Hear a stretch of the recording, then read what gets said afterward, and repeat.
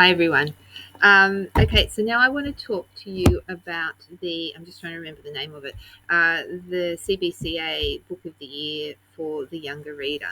Now, this is quite a deceiving title for this category because it is for children aged about 7 to 12 years.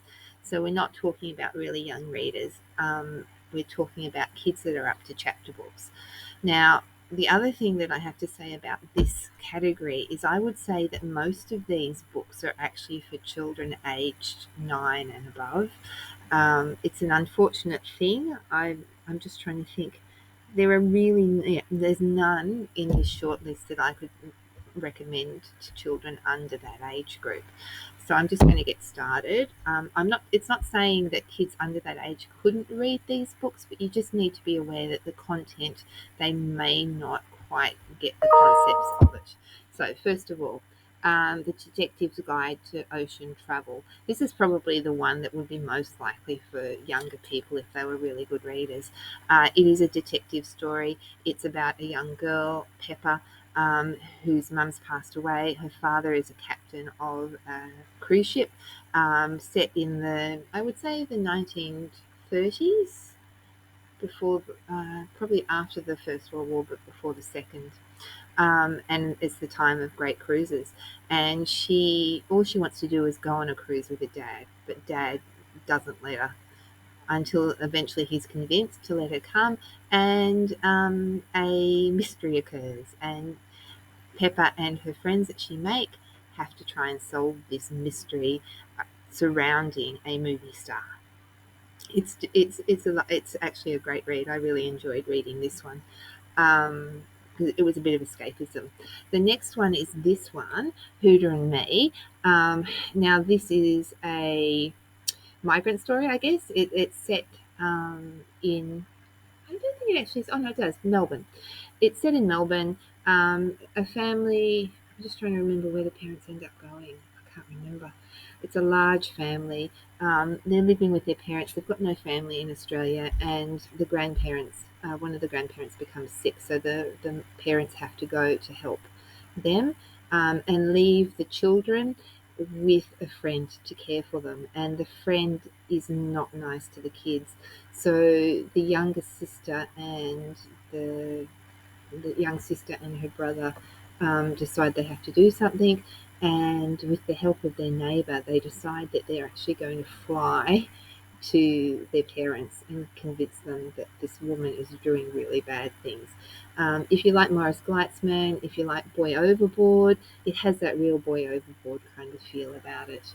The next one is, I'm going to go another one because this one kind of had a bit of a Morris Gleitzman feel to it. Not that one, a Morris Gleitzman feel to it too, I think. Rabbit Soldier, Angel Feet by Katrina Nannestad. This is a book set in the Second World War. It is about a young boy called Sasha, who's living in a Russian town, and it's written from the perspective of a Russian child who is taken in by a Russian army group, and it follows this army group that he's in. He's kind of their mascot around Russia as they fight the Second World War.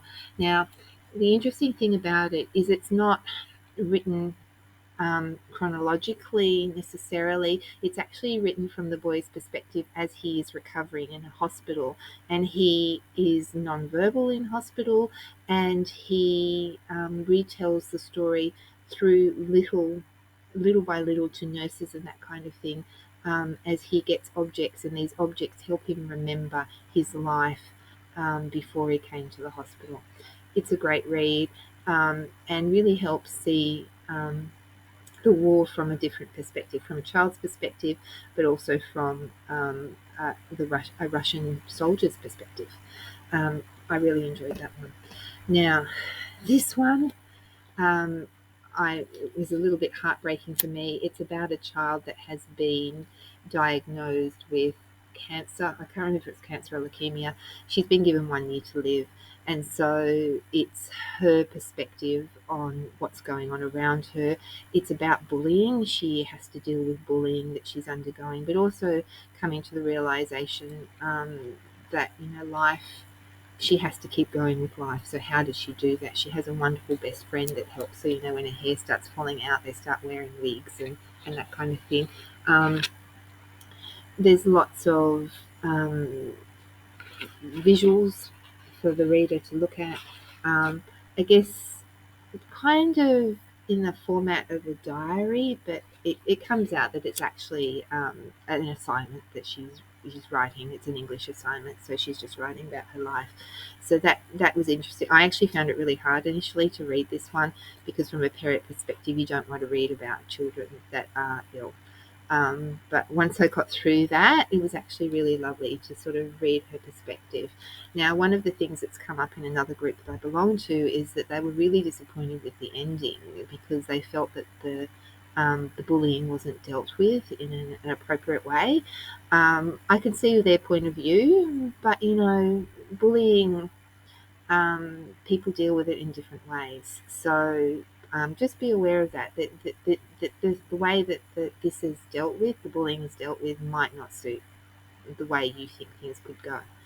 All right, next one, Dragon Skin. This was another really heart-wrenching book because it's about a young girl that lives in an abusive household. Her mother's boyfriend is emotionally abusive to both the mother and child, and the house has dread in it.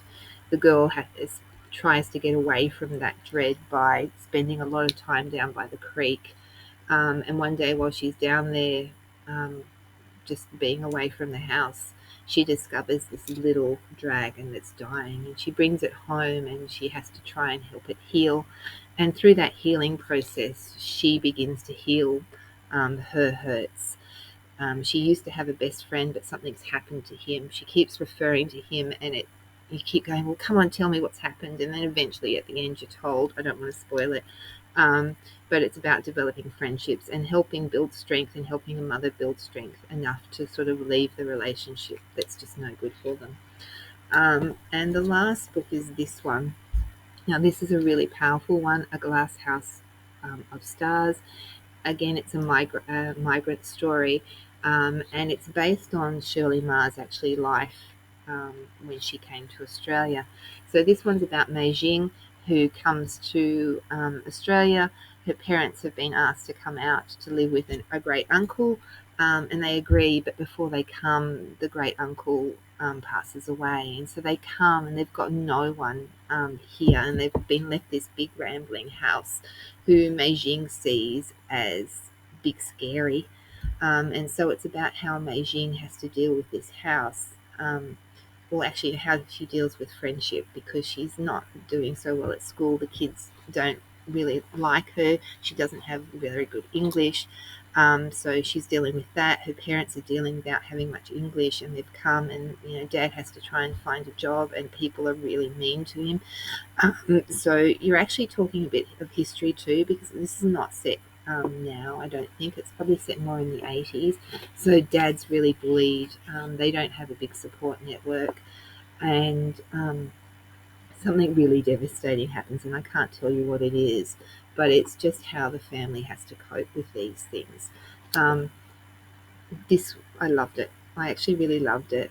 It's got all this metaphor in it, and Mei Jing trying to find her place, and she actually finds it through this glass house in the backyard. So that one's worth reading. So have a look at that one. I hope this helps you find some books that you might enjoy reading with your child or with your class. And thanks for listening. Bye.